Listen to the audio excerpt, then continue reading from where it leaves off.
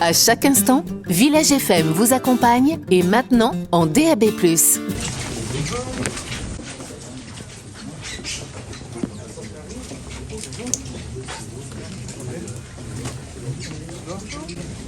Bonjour à tous, Gérald Darmanin, le ministre de l'Intérieur, est à Besançon ce week-end.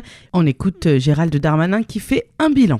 Bien, mesdames, messieurs, moi je suis très heureux d'abord d'être ici à Besançon pour saluer les forces de l'ordre qui ont agi sous l'autorité de M. le procureur de la République et de M. le préfet pour intervenir à Besançon comme ils le font, moi je le constate, depuis plus de 3 ans, puisqu'en 3 ans, nous avons réussi à Besançon à interpeller 50% de trafiquants de drogue en plus, puisque c'est 323 interpellations en 2023 sur le trafic de drogue, et on est passé de 35 points de deal dans la ville de Besançon à 5 points de deal, avec évidemment encore des endroits qu'il faut continuer à taper régulièrement, comme c'est le cas place de l'Europe, et notamment cela fait partie du travail que va vous expliciter M. le procureur de la République, puisque les policiers ont agi sous son ordre.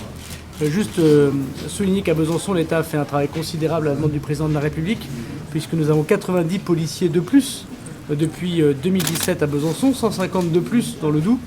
Et c'est tellement vrai que ce commissariat ici est un peu étroit pour l'accueil de tous ces nouveaux policiers, et que j'ai donc souhaité la construction d'un nouveau commissariat dans le quartier Planoise, que je viens de visiter avec les habitants, pour leur annoncer, à la demande des élus, notamment de monsieur le député, que je remercie et qui m'a longtemps entretenu de cette possibilité. Et donc je veux dire ici que nous donnerons des moyens supplémentaires à la police nationale, moyens supplémentaires que nous devons aussi avoir avec les yeux que sont les caméras de vidéoprotection. Et j'ai donc proposé tout à l'heure à la mairie de Besançon de pouvoir financer 70% de toute caméra nouvelle ici à Besançon, et d'après les services de police, une 50aine serait nécessaire pour pouvoir aider à éradiquer le trafic de drogue ici dans cette ville. Je vais laisser monsieur le procureur dire un mot évidemment pour l'affaire qu'il a conduite et qui est très emblématique de mon point de vue, à la fois des armes, évidemment, et ça c'est une inquiétude que nous avons, et nous devons être très durs pour le trafic de drogue, car nous constatons qu'à chaque saisie sur le territoire national, il y a des armes désormais avec les trafiquants de drogue. Et puis aussi, on l'a vu, un trafic multiforme, ce qui a permis à monsieur le préfet, indépendamment de l'enquête de monsieur le procureur, de faire énormément de contrôles, plus de 3000 contrôles, de la contrebande de tabac, des véhicules qui étaient volés et qui permettent de rétablir la paix dans un quartier. Ensuite, je me permettrai de dire un petit mot sur le bilan national des opérations proposées par le président de la République. Mesdames et messieurs, donc sur le bilan de cette opération sur un plan judiciaire, d'abord rappeler que c'est vraiment un travail en étroite synergie entre la justice et la police nationale, puisque pour réaliser ces opérations, des réquisitions avaient été prises par le parquet pour autoriser les contrôles d'identité, autoriser des fouilles de voitures. C'est une de ces réquisitions qui a permis de découvrir 5 000 € en numéraire et de très nombreuses cartouches de cigarettes de contrebande.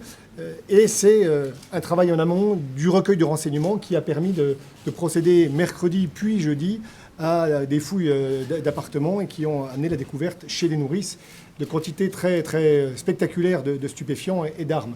Mercredi, c'est 5,7 kg d'héroïne de très bonne qualité qui a été retrouvée.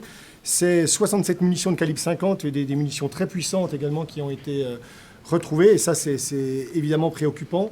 Chez une femme âgée de 32 ans, une mère de famille de 3 enfants en grande précarité financière, qui a accepté, contre rémunération, de stocker des stupéfiants chez elle. Et c'est aussi l'aspect détestable de ces trafiquants, l'exploitation de la misère, la détresse sociale dans laquelle se trouvent certains de nos concitoyens. Et puis, jeudi, une seconde opération qui a permis de découvrir 4,1 kg d'héroïne de très très bonne qualité également. Et puis, surtout, là, des armes de guerre en parfait état de fonctionnement, un fusil d'assaut de fabrication allemande de type HK, un pistolet mitrailleur de fabrication yougoslave de marque Zastava, parfait état de fonctionnement, 410 munitions, une trentaine de munitions 9 mm déjà percutées, donc qui montrent que ces trafiquants testent ces armes, récupèrent les douilles, donc avec un fonctionnement très, très professionnel.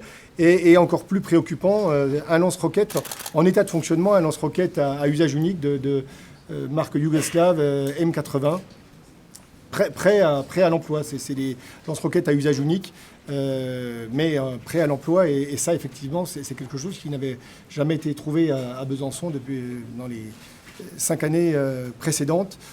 Voir des trafiquants de stupéfiants qui sont capables de s'équiper d'un tel arsenal doit effectivement nous permettre de prendre la mesure de cette montée en puissance des réseaux criminels et de la rigueur, de la détermination avec laquelle on doit combattre ces réseaux criminels. Voilà ce que je voulais vous dire. Le ministre de l'Intérieur a exhorté publiquement Anne Vigneault, la maire de Besançon, à installer 50 caméras de vidéosurveillance supplémentaires. C'est un sujet de discorde politique majeur. Le ministre de l'Intérieur a plaidé pour un développement du parc des caméras. Écoutez Gérald Darmanin. Les caméras, ça aide. D'ailleurs, il y en a à Besançon des caméras, donc il s'agit juste d'en augmenter le nombre. Voilà, et c'est tout à fait normal, de façon raisonnée, raisonnable, en lien avec l'État. Et je fais une proposition à la maire de Besançon qui est difficilement refusable, sauf affaire idéologique, et nous payons 70% de ces caméras. On va accompagner Besançon, qui connaît, je crois, une victoire contre la drogue grâce au travail des services de police. Donc j'espère que l'idéologie sera mise de côté et qu'on regardera le pragmatisme et l'intérêt de la population. Anne Vigneault, de son côté, a tempéré, soulignant l'importance de la présence policière sur le terrain. Il n'y a pas de blocage de principe, a rappelé Anne Vigneault. Merci beaucoup. Merci beaucoup.